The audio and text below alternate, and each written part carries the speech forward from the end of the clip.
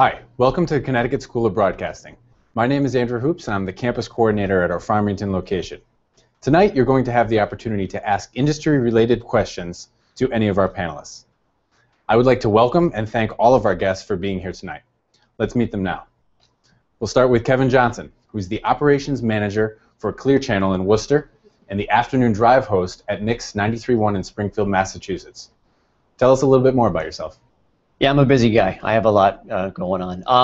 1995 graduate of the campus here in Farmington. Night student. Nights are cool. So it made sense. My first job in the industry on radio was doing nights, which was great. Been teaching radio performance here in Farmington since 2001, so I've been doing the teaching thing for quite a while too, and I love to do that. It's fun to be able to kind of give back and get students, started from day one. And I think back to when I first came here, having no idea what was going on, and now I sort of have an idea. But kind of worked my way up. I worked at 96.5 TIC in Hartford for a while, did overnights there, back to the night thing, and then eventually went to Clear Channel Springfield to do afternoon drive at Mix 93.1, and then that kind of led into management positions, so program director. And then most recently, they shipped me off to Worcester, a little bit further east, closer to Boston. Still doing afternoons in Springfield, and I'm also doing middays in Worcester. On top of that, they gave me the program director stripes at WSRS and also WTAG, which is a news talk station. So overseeing 3 stations in 2 markets and doing 2 different air shifts. Sometimes you sort of forget what day it is and where you are, but I love it. And I managed to find some time in the winter to do a couple different jobs for some hockey teams. Do game hosting for the Springfield Falcons, which are the minor league affiliate for the Columbus Blue Jackets, and I'm in the stands doing all kinds of trivia and games and stuff. And then every so often the Bridgeport Sound Tigers will call me. They're the affiliate for the New York Islanders, and I'll fill in for their public address announcers. So whatever I can do to stay busy is who I am. Busy man. Thanks for being here. Thank you. Next, we've got Len Bestoff, who's Chief Investigative Reporter for NBC Connecticut. You were running a little bit late tonight. You had a busy day at work. Tell us how you got to where you are right now. Oh, it was a long road. I will say it was a very long road. I've been a reporter now for 26 years, and it began on the Jersey Shore in 1988. I didn't take any courses in journalism at all. I did a lot of internships while I was in college, and I worked on the Jersey Shore for about 1.5 years. Then I was at News 12 Connecticut. Then I was in Virginia and North Carolina, and then I came to Connecticut in 2002. I came back. I was at Channel 3, WFSB TV, for 11 years, and then about 6 months ago, I switched over to NBC Connecticut because I got this great opportunity to be the chief investigative reporter. That's something I've loved doing for years, and I've been here at CSB for about 2.5 years now instructing, and it's great really working with the students because the business is changing. Just before we went on a few moments ago, we were talking about all the different things that are happening now with GoPro cameras and iPhones, using them to remote control them, and it's a business that's changing, and we can teach a lot, but we're also learning a lot at the same time. Very good. Thanks for being here. Next on the panel, Dave Fish. He's host of Fish in the Morning on Radio 104.1. You've worn a lot of hats, I know. Tell us about your journey in the industry. Yeah, right now I host the morning show on Radio 104.1. I work for a small independent broadcasting company called Full Power Radio. And we own and operate 6 radio stations here in Connecticut, and then we have one in Burlington, Vermont, and one on Montauk, Long Island. I'm the assistant director of programming to all the stations. I do air shifts on all the stations, just like KJ. We're very busy when you're in radio. Whether it's my alternative rock morning show, I do a sports feature every day, and I also do an afternoon show on our hip hop station. I've been on that station for 10 years. Yeah, it's been an exciting run. Before that, I was at ESPN in Bristol for 10 years. I was the executive producer and on-air sidekick for the Herd with Colin Cowherd. It was a great sports talk show. It ended up going on TV, and we had a great run. And about 3.5 years ago, I was given an opportunity to leave leave ESPN and go work at Radio 104.1, which was a station I grew up listening to. And I didn't want to not ever say I didn't have a chance to work in the station I grew up listening to. It was a neat opportunity after sowing my radio oats in Philadelphia and Boston and all up and down the East Coast. It was cool to be on a station where my family and my childhood friends could hear me. So I've been there for 3.5 years. We're doing outstanding. I have 2 little boys. I live in Bristol now still. And I love the job that we've done supporting and doing local things here in Connecticut. It's been really important for me to participate and to do things like that for my community. So it's been a lot of fun, and I taught here at CSB for 5 years, among my myriad of other jobs that all of us have had, trying to put roofs over our heads at some point. Great. Yeah, you've been many jobs that I know of. I didn't know about a couple of those. There's a few more, too. But, okay. yeah. Kim Lucy is a reporter and a weekend anchor at WFSB Channel 3, Eyewitness News in Hartford. Like Kevin and Len, you're currently an instructor here at CSB in Farmington. But what else have you done in the industry, and how did you kind of get your start? Well, yeah, I've been here at Channel 3 for about 3 years, and before that I was up in Springfield at our sister station up there, WSHM, and then before that I was in West Virginia, in Parkersburg, West Virginia. That is Market 190 in television world. That was my first on-air job there. And before that, I got my first job out of college in Harrisburg, Pennsylvania.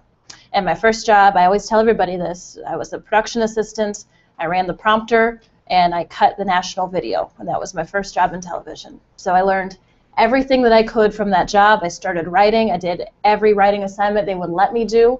Eventually got into filling in and producing. From filling and producing, then I could work on making myself a new tape to put out there, and then that's how I got my first on-air job, which was a morning anchor job. I still can't believe they gave me a morning anchor job, my first on-air job, but hey, God bless them. So now I've been here in Connecticut about 3 years. Len Bestoff, a former colleague of mine, introduced me here to CSB, so I've been teaching here for about 6 months. It's been great so far. As Len said, it's good for us because we learn so much new stuff, so many things that the kids know about that we have to learn to be able to stay current in the industry, but also it's good for us to focus on our fundamentals again too, and focus on the things that we're teaching, and remember some of those basics that got us into the business, and that kind of forces us to do it. So I'm thankful for that. Great, welcome. Next we have Al Terzi. Al's a 54-year industry veteran. He recently retired from anchoring on Fox Connecticut, and he currently hosts A Real Story, which is a political interview program on Fox 61. You've had a long career. Do you think you could sum it up briefly for us? Where do I start? 54 years in the industry. I wish I were 54 years old instead of what I am, but I've had a great run. I just recently retired from the anchor desk at Fox in Hartford, but I continue to work there part-time. I'm continuing to host the political show on Sunday morning. And I got my first opportunity to be on the radio was, oddly enough, when I was 10 years old, and we lived in Utica, New York, and my mother was a fan of one of these radio shows where they would frequently have contests, name a song, identify the title of the song. And I remember she would always tell me to call in. She was shy and didn't want to call in herself. So I called in, and I don't know what I won. I think I won a record. Do any of you know about records? No, nobody knows anymore, but it's all digital. Everything is digital, ones and zeros now. But I did get my first radio job in 1960, my senior year of high school, when I was a radio DJ. AJ the DJ, that's what they called me. And best we could do. This was a Little Falls, New York, about 20 miles east of Utica. My first TV job was as a weatherman in Texas, where I was stationed in the Air Force, teaching at the intelligence school for the Air Force. And my first big break, I think, was right here in Connecticut, when Channel 3 and WTIC AM and FM radio, which were all co-owned by the Travelers Insurance Company, hired me to be a staff announcer. And as a staff announcer, I got to anchor the news and DJ programs and do commercials and talk shows and that sort of thing. So that's how it all started, and I'm very proud to have been selected to be an instructor here for the last 2 years, and I'm looking forward to many more to come. Yeah, we're thankful to have you, that's for sure, and thanks for being here tonight. Last but not least on the panel, Phil Antonelli is a producer of Chaz and AJ in the Morning for 99.1 PLR and 95.9 The Fox. Phil is a graduate of CSB. Tell us a little bit about what you've done since graduating the school. Well, can you tell that I drew the short straw because I have to follow Al Terzi? So I love how, first of all, you can just kind of pick out who the radio guys are. I was going to say that we're so underdressed. As a graduate of the Connecticut School of Broadcasting, I went to the Stratford campus July '08 day class, and I got an internship at WPLR in January of 2009. I began in the promotions department, pretty much just stuffing envelopes, licking them, and hey, that was my start. Really wanted to get on the air, so I was talking to Drew and the legendary Sam Tillery at the station and asking them, and they're like, oh, we'll see if we can get you in with Chaz and AJ. So I came on as an intern, and I interned with the stations for 9 months, unpaid. Actually left for a very brief time. I was an intern WFAN 660 in New York City, and about 2 days into my internship, I get a call. Well, the producer at Chaz and AJ has decided he's going to take another job. Are you interested? Absolutely. Always take the money. That's the answer. If you can get the paid job over the internship, that's probably what you should do. So I've been lucky enough that almost my entire career has been in the state of Connecticut, with one station, with one show, Chaz and AJ. And I'm also fortunate enough that they hired me as the producer with very little experience coming as an intern into the producer job. So those guys have been tremendously helpful. They're a lot of fun.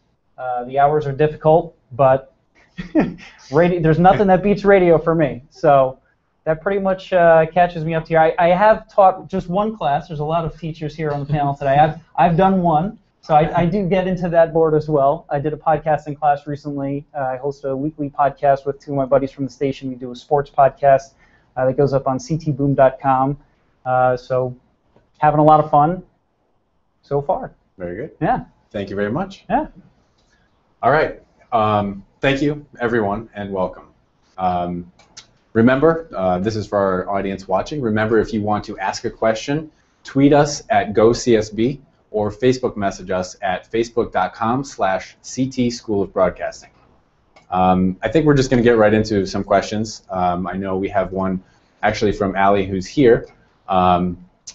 It's about modern technology. With modern technology and social media growing so quickly in the last decade, how do you see it influencing broadcasting in the future? Len, I know you're big on social media and technology. How would you answer this? There are so many ways that social media really impacts what we do now. I mean, in fact, tonight I've got a story airing, and as soon as I'm done here, I'm going to be tweeting out stuff. I have social media accounts, Twitter, 2 on Facebook, Tumblr, Instagram, Flickr, and I'm probably forgetting a few. I know, Fish, you're big on this too. Yeah, we do a lot of it as well. It's important to communicate with your audience and your listeners 24 hours a day, 7 days a week, because the medium doesn't stop anymore. There used to be news cycles, and Al could talk about it, how stations used to turn their station off at night and turn power down, and it was a whole different world back then, and you would have to wait for the newspaper to come out to get a headline. Anyone could make a headline right now. There was an Amber Alert that went out this morning that everybody got within seconds of it being sent, and you know what? It went up on Facebook, it went on the air. I don't know about you guys, but my iPhone vibrated, and it went right to my phone. It's amazing how instant the world has become. It's a double-edged sword, though, because it's very important for us to make sure people know what we're working on and get the word out about that sort of thing and keep people informed. But also, it travels so quickly when news travels so quickly, and you have to be careful as to where that news is coming from. We've had quite a few major breaking news instances, the Boston bombing, of course, Sandy Hook. We've covered some horrible stories here in New England. And unfortunately, a lot of false information got out during those stories, a lot of times because they caught on social media and then just went viral. And so that's something that we have to be very careful about as well, not only promoting ourselves, but also still vetting everything and making sure that we're figuring out where the source is and where it's coming from. Yeah, even retweeting things can be dangerous. Absolutely. You have to use your judgment. And I think the social media, what it shows everybody coming into this business now, is this is another skill set you have to develop. I mean, a lot of the younger people are familiar with all of these Facebooks and Twitter and all, but you have to learn how to tease the material that you want to get people to watch. So that's another, this promotional aspect is a very important tool for you to develop. Talk to the people who write commercials for a living and learn how to, it's like you're writing a headline, obviously, for your story.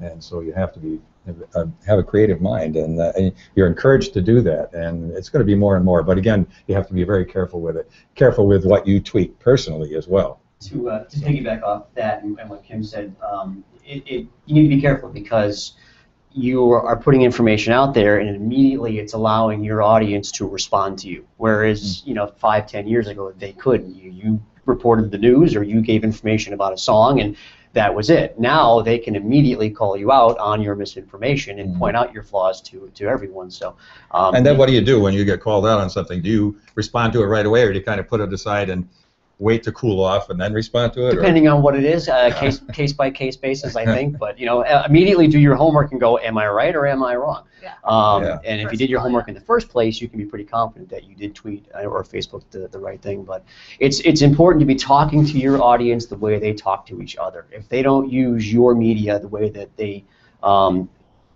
act in their daily lives, then they're not going to use your media. So if they're on social media, then we have to be as well. Kind of leads into a question that I just got in from Terry. She asks, with all the technology currently available, anyone can produce media and possibly gain overnight success. How important is it to go to school for broadcasting versus just starting an internet-based radio station or YouTube channel or something like that? I'd say that's the equivalent of growing like a weed. You can have a nice lawn. It can be manicured very nicely, or you can basically have just a field full of dandelions. And what you're going to get with the training is learning journalistic standards, learning production standards, learning radio standards. And you can do it on your own. I mean, I'm an example of that to a degree. I didn't go to any kind of journalism school, but then I did internships and I learned a lot from people in the field. I think it depends on the person how much training you need outside of a school or in a school, but I think everybody needs some.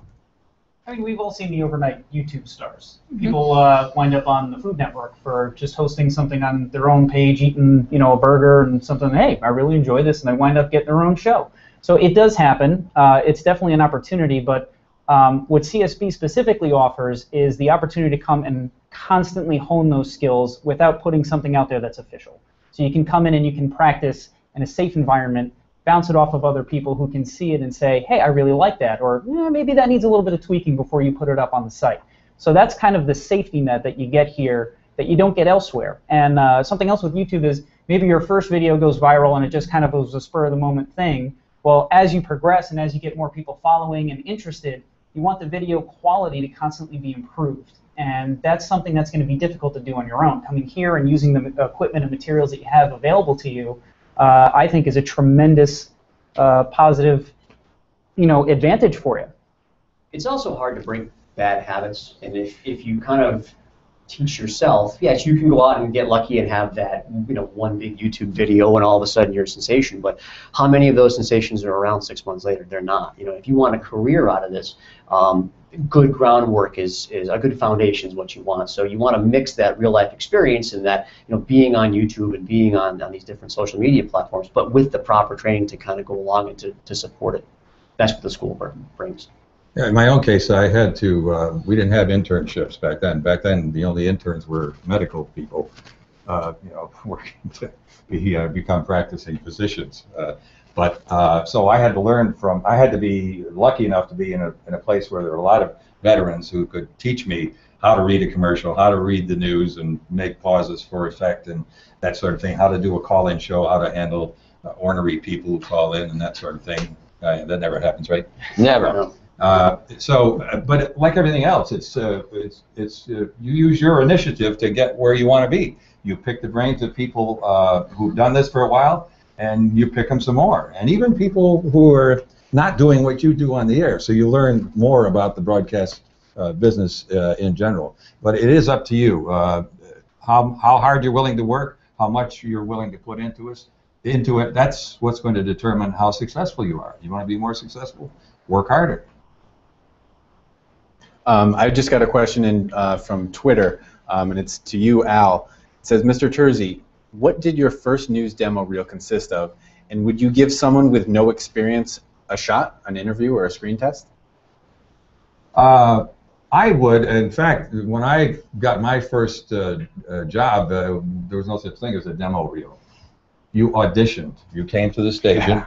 They gave you some news to read. I remember my audition for the weather job that I got. I went to the station, and the general manager gave me some wire copy from the news service, Associated Press, whatever it was, And then he said, okay, imagine there's a brand new Volkswagen here on the studio floor. Do a 30-second commercial. Now, how many people around here could do that? Just improvise a 30-second commercial. I have no idea how I did it, but I guess I did it well enough to get the job. But I think it goes back to the experience I had working with my cousin, who was the disc jockey before I was. And I used to listen to him practice reading from the newspaper. He would improvise commercials based on print ads. And so I learned some of that technique from him, and I think that helped me get my first TV job doing the weather. So a demo reel, I don't know if I've ever had one. Usually people knew who I was and said, hey, would you like to work for us, kind of thing. So I'm not the one to ask about a demo reel thing. That's a good position to be in, though. Yeah, well, I'm very lucky that way, yes. Next question is in here for Dave. It's about what you enjoyed more. They heard you say that you've been on air and you've been behind the scenes. What do you enjoy more, the on-air aspect or the producing, stuff like that? You know, there's enjoyable elements of both. It's a lot of fun to be the guy behind the scenes directing and writing and watching someone else execute what you put together. But then there's something to be said as well about doing the production yourself. That's a lot of fun. I've taught production classes here. I've taught sports talk classes here. I enjoy being on the microphone, though, even more. It feeds a little bit of your ego.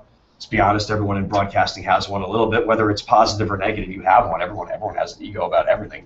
And I enjoy being on the air, especially here in my home state. It was cool to be on nationwide and to be on a big syndicated sports talk show.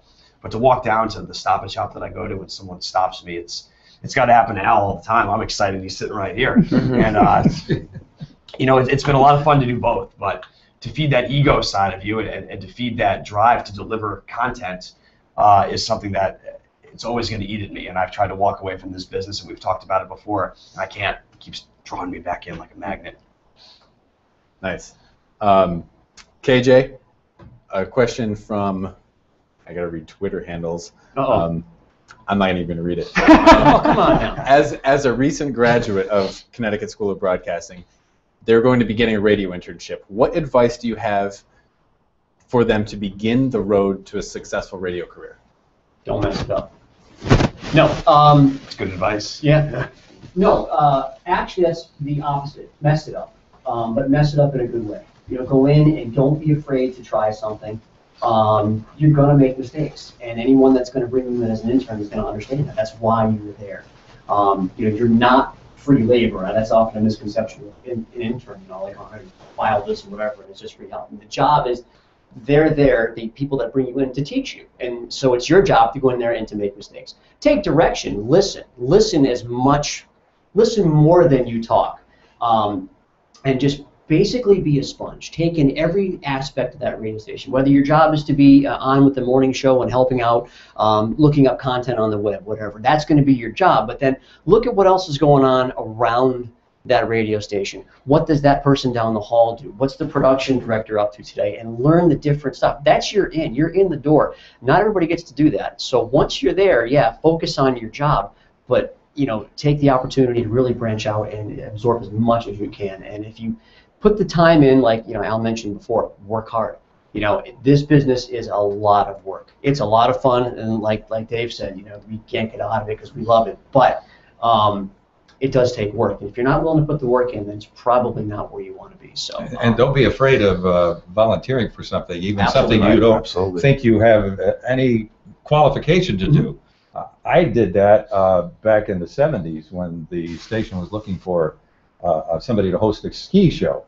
Now, I am hardly the most athletic person around. I've never skied in my life, but I volunteered to do that show, and of course I had to do the research, learn the terminology and the ski areas, and you know, what people would want to know. And it was like a 3 or 4 minute program on a Thursday night to get people set up for the weekend. So it was a great idea. Did that show for 3 years, and then there was a talk show. They were going to start a morning talk show from 9 to 10 a.m. Monday through Friday. They were looking for a co-host, and I was one of the people that they asked, would you want to do this? And I wasn't sure. I had done some call-in radio stuff, but I said, well, you know, why not? So I did that, and I did that for about 6 months. And the reason that didn't work out is because they were expanding the news. There's a new concept. They were expanding. It was new then. They were expanding the news to an hour. The evening news was going to go to an hour. When I started, it was 15 minutes. So they were going to an hour, and they needed another anchor to kind of help the other anchor.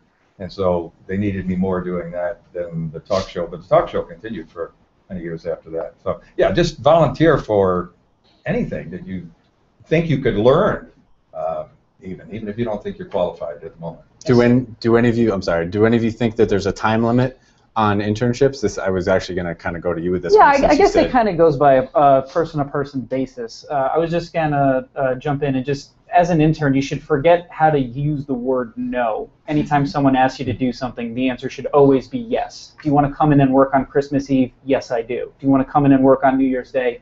Yes, I do. You should forget the word no in the internship period. And that's, everybody's situation is different. I mentioned at the beginning that I interned for 9 straight months unpaid before I was fortunate enough to get hired as a full-time employee, and I think a lot of that was because of what I showed in that 9 months and what I was willing to do as an unpaid employee or intern.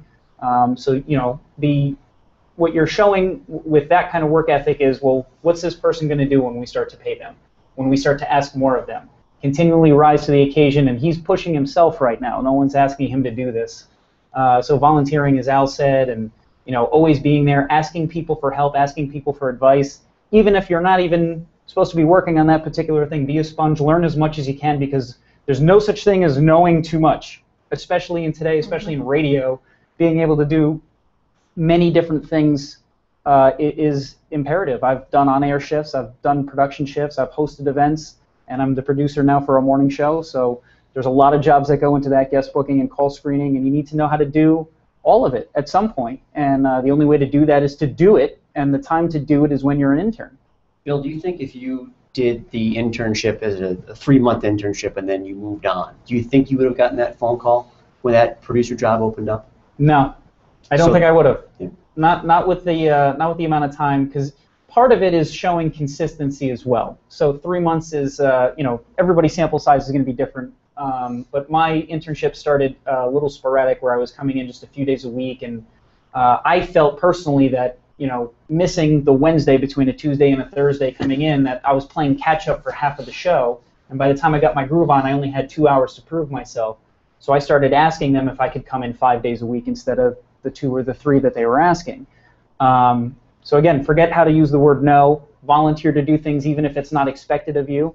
Only expected to come in 2-3 days a week. Started coming in 5 days a week. That became a routine. That became a consistent thing over a period of months. And when the producer left, they thought of me. It works the same in TV too. Every job I've gotten in television has been because of something I learned that I didn't have to learn. I learned how to write, and that got me that anchor job. I learned how to produce a show. That got me my next job, which was producing and anchoring. I learned how to shoot my own video, which you might not think you have to do, but you have to do. You have to do that at some point if you're getting started. It's just a matter of fact at this point with how television's going. Everything you learn will get you that next job. It might not be something that you want to do. Trust me, a lot of that I didn't want to do, but everything you learn will help you further your career and get your foot in the door somewhere. Yeah, if you just treat everything you do, a lot of people are frozen in place by being afraid to make a decision about something, about a career move or a job move, whatever. It's better to just make a decision, go with it, because you'll always learn something, even if it doesn't turn out to be eventually the thing you're going to do. You're going to get some building block, some nugget of, that's going to fill out another skill set that will pay dividends down the road when an opportunity comes along. Hey, I can do that. I mean, when you're a jack of all trades, it really makes you so much more valuable. One of the things when I'm teaching here, I teach a news writing course, and a lot of the students, they want to be a DJ, they want to be in production, they want to do podcasts but be on the production end. It's totally not connected to news writing, but what I tell them is if you can write, for that one time like Phil's saying where, you get called in to DJ or you get called in to read the news, then you can perform. You can always show that you can get the job done. It makes you so much more valuable, whether you're an intern or it's your first job.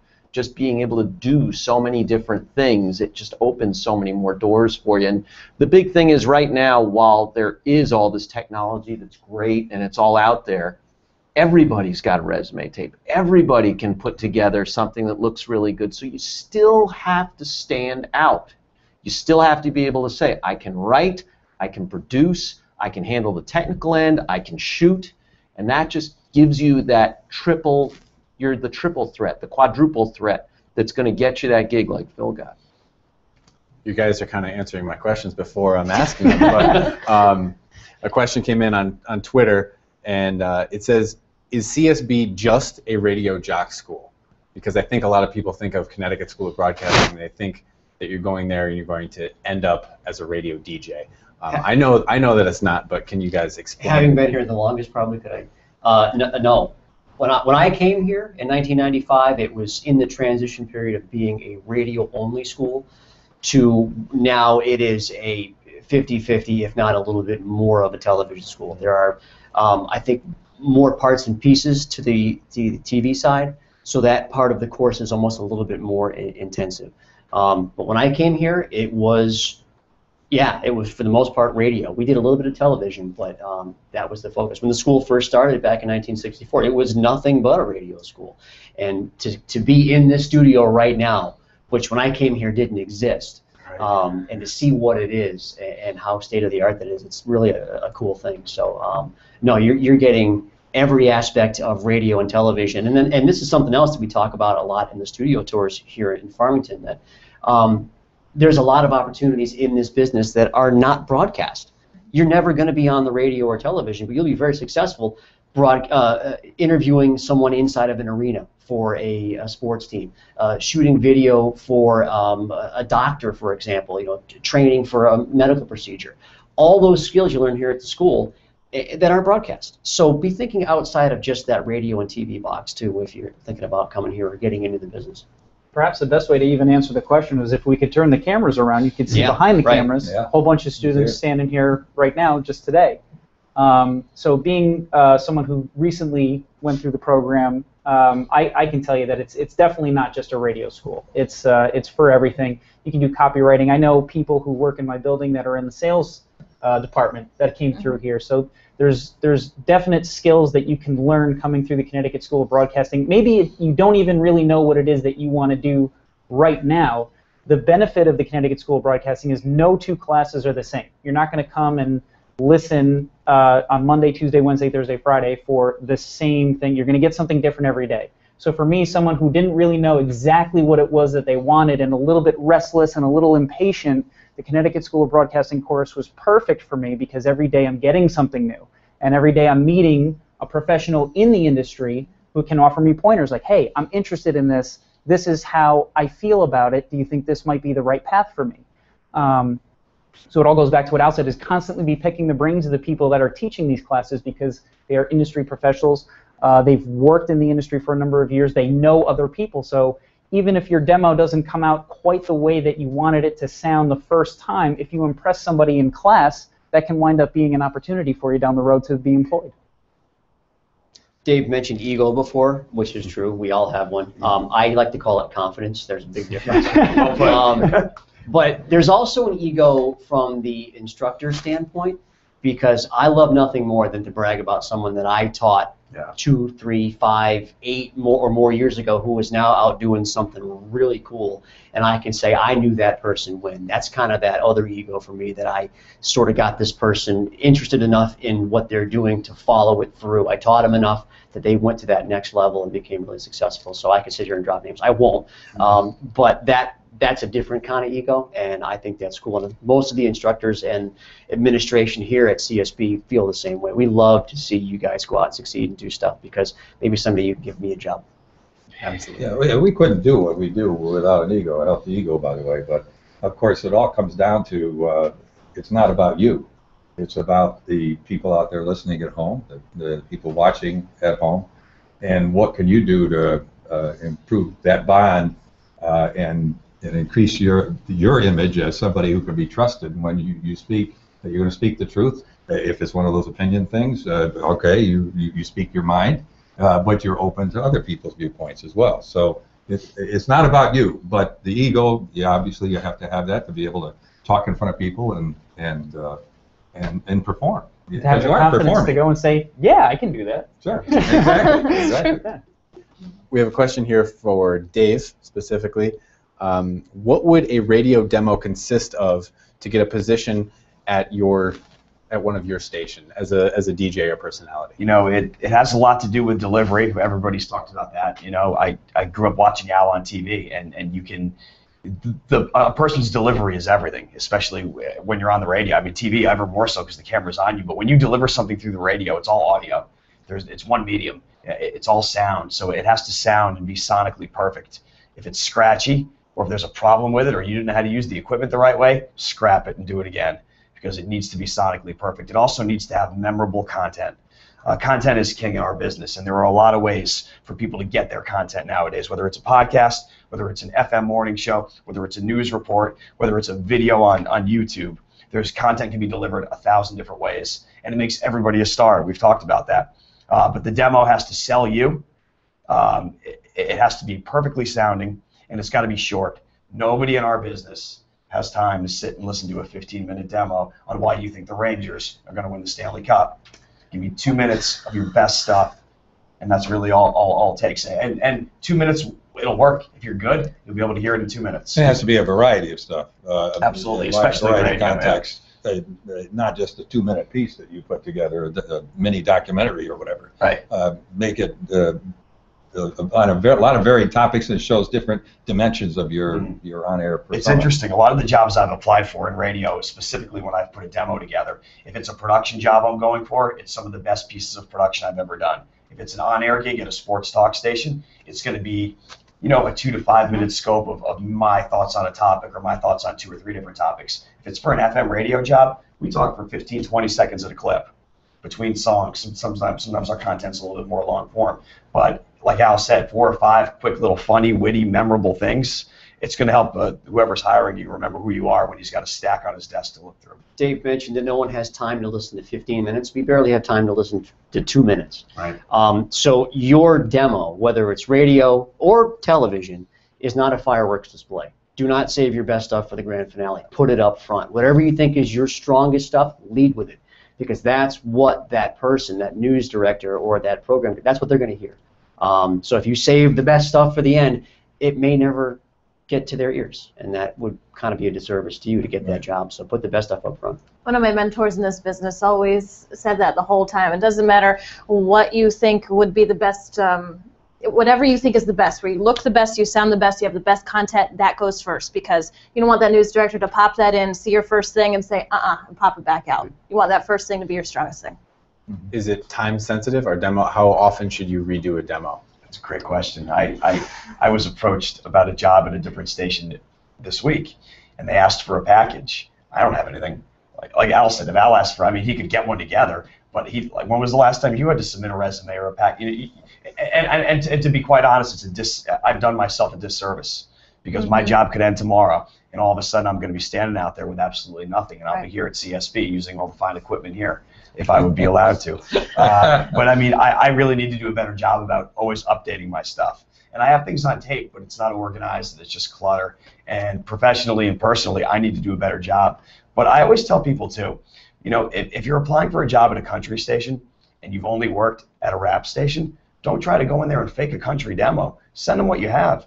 Send your stuff. Send you. Don't be, you know, don't ever be ashamed of what you've done. And I was talking to a former student who works for me now about this today, and I told her, I said, you know, be careful what you say, whether it's in a demo, whether it's in a YouTube, whether it's in a tweet, because you could spend your whole career trying to unsay what you said, and it could scar you for life. You could never get another job, and you could spend your entire life trying just to get another job because of something dumb you said when you were 18. So be careful what you put on your demo. Don't try to shock the world, and wait till they hear me talk about this. It might bite you in the, you know what. It's dangerous, especially with social media. We've talked about it. Yeah, you got to be really careful about social media. You don't want to be defending not only something you said, but some picture you took too. Right. We're not reinventing the wheel. You know, you want to be simple. You want to be direct, and you should update it from time to time. I guess that's the lesson learned from all this. Time-sensitive material. Think about this. If you're putting out a sports demo, and your content is who won the Super Bowl. Now here we are in May. That was February. How old does that feel right now? 5-10 years ago, not so much. Right. But I mean, with instant information available on your phone 24/7, if your demo is 3 months old, it sounds ancient. So the reality is, I would say almost on a monthly basis. I would say constantly. A If you're job by not job hired basis. now and you're making a demo trying to get hired, you should be in as often as possible. Yeah. When I was looking for a radio job and before I was hired as an intern, I was in twice a week making new demos. And you, especially if you're considering being a Connecticut School of Broadcasting student, or if you're one that's already been through the program, they have demo classes that happen very often. Use them. Keep going. If you don't have a job, don't get frustrated. Ask questions. And something that I always put on myself was, I'm going to make a demo, and the next time I come back, 3 things from that demo are going to be improved. And then the next time I come back, 3 more things. So don't overwhelm yourself with trying to make a perfect demo right off the bat. Focus on what you can improve when you can, but constantly be improving. And I'm curious, Kim and Len, when you get stuff together for a demo reel, do you save like an entire package that you've done, and then when you go to put the demo reel together, you pick a part of it to use, or do you just save the parts of it that you think are good right from the beginning? You don't save the whole package on a reel somewhere. So, Ladies first. thanks, son. Generally, at the beginning of your demo, you want to have either your stand-ups or your live shots. Probably 3, 4, 5 of your best stand-ups and live shots. A mix of those. If you have some anchoring, put some anchoring on there too. All you on camera, first of all. Then you would put 3 of your best packages in full. So your stand-ups and then the packages in full. That's how I've always done it. I haven't done the pick and choose my best parts of things, unless it's the on-air stuff. Your best on-air stuff, then the packages that you think are the best. And try not to make the stand-ups match, too. If you have a stand-up in one of those packages, you want the stand-up at the beginning to be different. Do you typically use your anchoring stuff, too? I do. You do? I do. Just because even if it wasn't an anchoring job I was applying for, I wanted to show that I could do that. There you go. When I anchored in West Virginia, when the weather girl was off, I did the weather. So when I was applying for another job, I even put weather clips on there, just to show that I could do all that. And Len?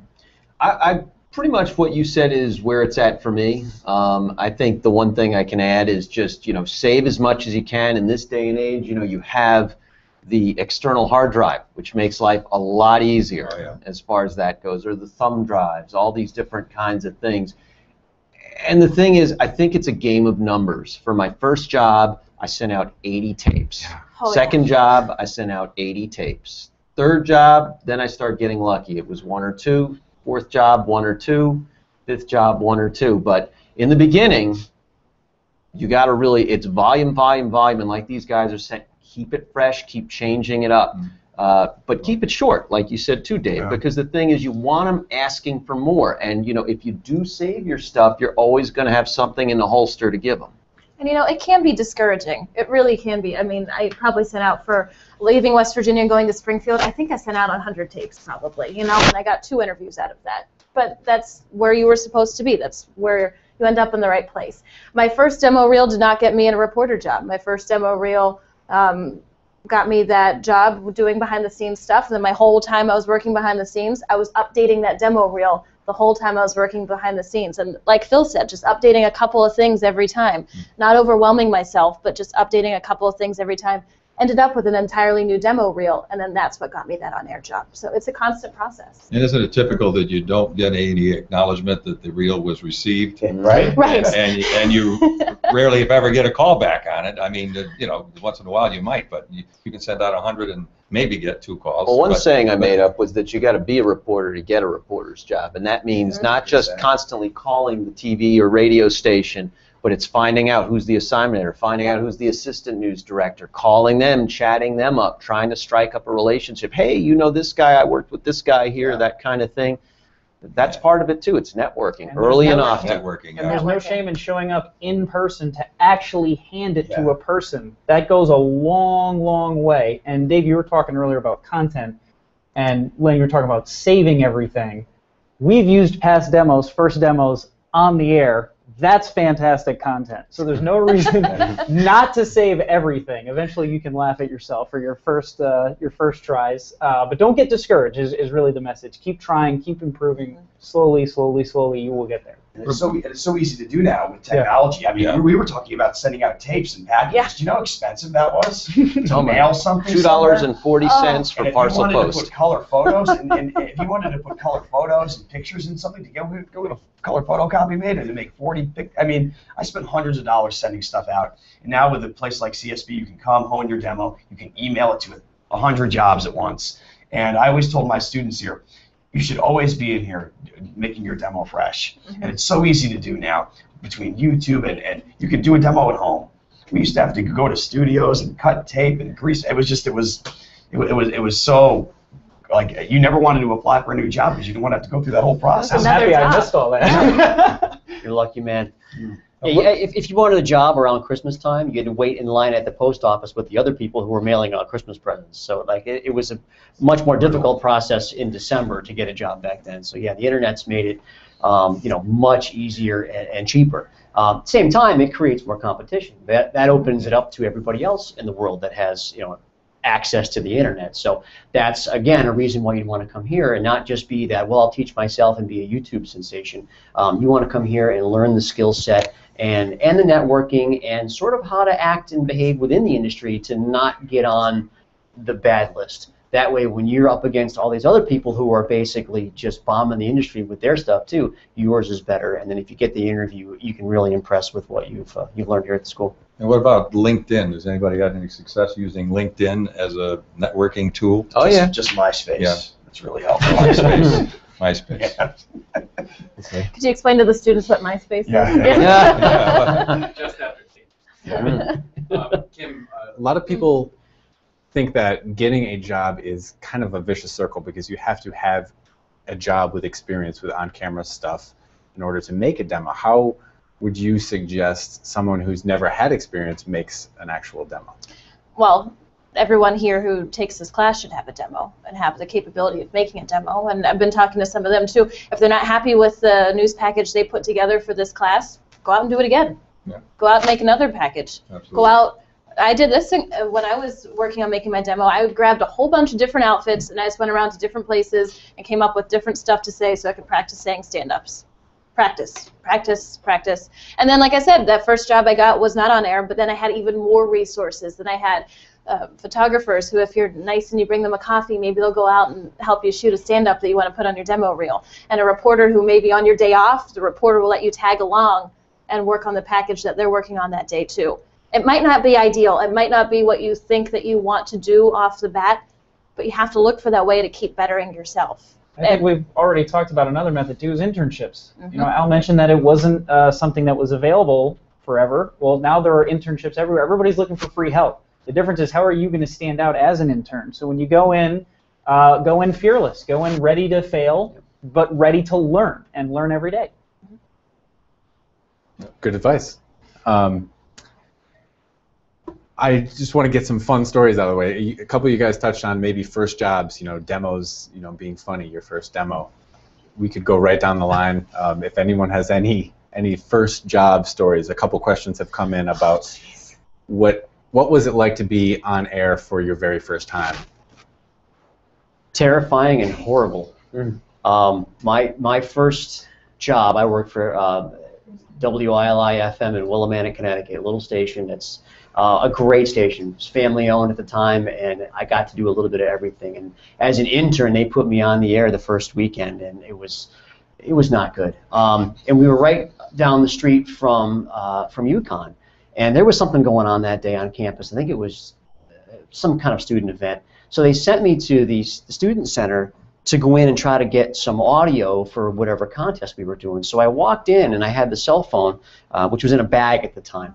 And so it's 10 o'clock on a Monday morning, and here's a bunch of students in there reading and studying, and I walk in, I'm the radio guy, so I think I'm cool, and I all of a sudden pick the phone up and go, who wants to be on the radio, and yell, and everyone looks at me like, I've got 6 heads. Like, what's going on here? That was when I first realized that, okay, maybe I'm jumping the gun a little bit here. I'm not at a rock concert. I'm in a student center, and they need to kind of calm it down a little bit. So that was pretty embarrassing.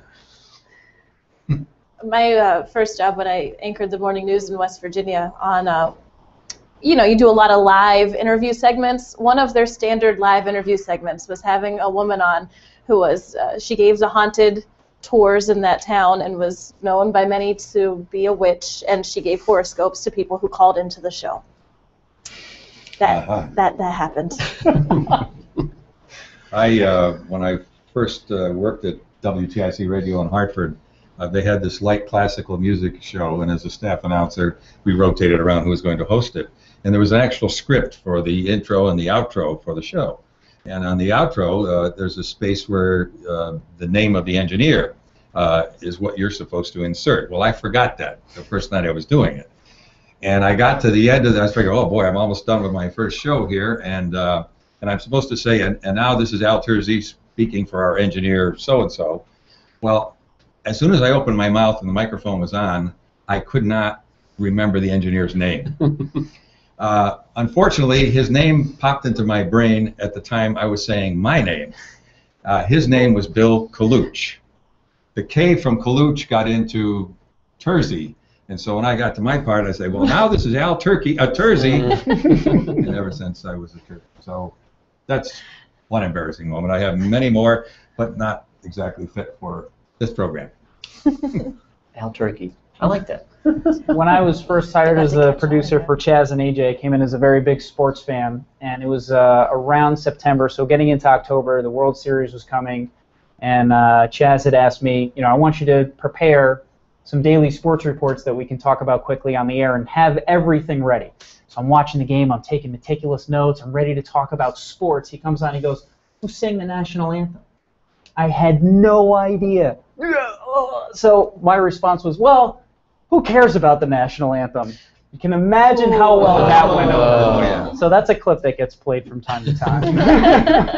That's me. Engage brain before opening mouth. Yeah. That's one of those, as Dave says, be careful what you say. Yeah. And sometimes you can spend a long career apologizing for one thing. Yeah, you think it's cute, and then it becomes not so cute. You got to remember there are a lot of people listening. Yep. I would say that I didn't really. Two things come to mind early in the career. First job, I really didn't do anything that bad, but and bless their hearts, some of the folks you work with your first job, it's in a small place. Mine was on the Jersey Shore, in between New York and Philly. It was a 15-minute newscast on a cable station. And the guy who was my boss wasn't exactly a news hound. He used to sell insurance, and somehow he fell into this anchor news director job. And we would watch his interviews and things he would do. And we saw one time he interviewed the Archbishop of Trenton and said, "So, Bishop, what time's midnight mass?"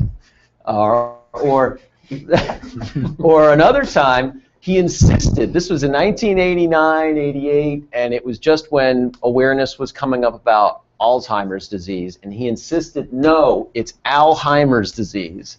And he went on the air as an anchor, and that's how he introduced the piece. And so you meet lots of just wild characters over the years, and fortunately I got married and met a wonderful woman. She's my wife. But before I did my second job, before I really knew a lot about fashion sense, and I have some colorblind issues, I bought a blazer that was maroon and wore that on TV. I walked in one day, it was like I was George Costanza or something, walking in the newsroom, and everybody's looking at me like, LB, that's a nice jacket. And so you have those fashion faux pas, I'm picturing Ron Burgundy. Yeah. Oh, but the problem was it was Ron Burgundy, but it was 1990. It wasn't 1980. And so you got to watch the fashion when you're on the air. That's why radio worked good for me. Yeah. You don't have to worry about that one. It's great. I don't know. I have so many things that I can say, and I really shouldn't say any of them because it's been a really fun run. But it's kind of built into the character of who you are and how you conduct your show. I mean, I've dressed up as our station mascot in Delaware. I was Scooter the Country Cougar at Happy Harry's appearances. I mean, I've humiliated myself 100 different times. A lot of times it's been for the sake of charity, so I really don't feel that bad about myself when I'm standing on the side of the Berlin Turnpike in my underwear because the Patriots lost to the Giants. I mean, there's just a lot of bad things that have happened. But I always try to find a positive spin on it and just try to sell it and just hope somebody got something out of it because, like Al said before, we do it for the listeners and we do it for the viewers. And, I got into this business because I was a super viewer and a super listener. And it's all I've ever wanted to do. I was a radio nerd. I listened to the radio. I watched TV. I've seen everybody and heard everybody on this panel. Like I said, I grew up watching Al. I can tell you all of his co-hosts only because I was a junkie about it. And I would tell all my students here, don't ever be afraid to embarrass yourself, and don't ever be afraid to absorb yourself in whatever the medium is, because that's what's going to make you great. You know why Roger Clemens was such a great pitcher besides the drugs? He was a great pitcher because he immersed himself in baseball, and he embraced it, he watched it, he ate it, he slept it. And that's why he was great. So do that in radio and do it in TV and do it in your demos, and you'll be great. And it's okay to humiliate yourself. Dave just touched on something. First, don't do drugs. But second, there is a huge resource at your fingertips if you're into this industry, and it's free, and it's called radio and television. I can't tell you how many times I've talked to people that come to the school, what's your favorite station? Oh, I listen to CDs, which became MP3s, which now became, iTunes. They don't listen to the radio. It's free. Listen to it, because these are the people that you want to be like and what you want to be doing. Television is the same way. Watch the news. When the commercials come on, listen to them. Watch them, because you're going to be making them when you come here, and then you're going to make them when you get out and get into the working world. One of the best things at my first job when I was on the Jersey Shore, while I was telling you, while I was in the middle of nowhere, I was 60 miles from New York and Philly. I was working for a cable station, got free cable. I got all the New York stations, all the Philadelphia stations, plus something that at the time was called New Jersey Network, and so that was my classroom. I mean, I learned so much just watching all these different anchors and reporters and weather people and sports people. No matter how long you've been doing this, there's still people out there who have been doing it longer than you and who do things the way that you wouldn't think of doing things. And if you watch them, you can get ideas from them and learn more and just keep on learning and learning and learning. And if it's like that for us now, I mean, if you're just getting started, it's unbelievable what you can learn just by watching the first 10 minutes. Just watch the first 10 minutes at least. And read the paper. Read the papers, because TV you get snapshots and little vignettes and things, but to get a feel for absorbing facts, because as a reporter, if you get to do that, that's what you're going to have to do. They're going to give you a newspaper clipping and send you out the door, and you're going to have to be a quick reader with comprehension and try to digest a lot of often complicated stuff. And so read the paper and read topics you don't know much about, stock market, whatever, because you never know what you're going to be sent out to study, to work on. We only have a few seconds left, about a minute. You guys kind of all just gave your last words of wisdom. Is there anything any of you have to say to any prospective students looking to attend the school? Just take advantage of what's here, free, even after you've graduated. Just take advantage of it. Don't give it lip service. Come to workshops whenever they're scheduled, whatever interests you, even things that don't interest you. Do that. One of the best things was when I saw a student in here, I guess about 2 weeks ago, a guy named Brian, who was in my last class, and he was doing some of the radio. He was just working on honing it, and he's going to get a job. I can guarantee you. Guarantee you. Yeah, you can tell. No other school allows you to come back and take classes the way the Connecticut School of Broadcasting does, and it's unique and it's important. I don't know if you know how much studio time costs to go out and actually rent it, but it's expensive. So use it. If you're going to be a Connecticut School of Broadcasting student, use the facilities as often as possible. Well, thank you guys all for joining us tonight. I'm sure we could talk about all this stuff for hours, but we're going to wrap it up now. I just want to obviously thank everyone for coming, and for those of you guys watching, if you have any questions about the school or if you want to contact us about attending the school, please call us at 1-800-TV-RADIO or visit gocsb.com. I'd like to thank Kevin, Len, Dave, Kim, Al, and I'm sorry, Phil. I know, I got it, and Phil, for being here tonight. And thank you guys for watching, and have a great night.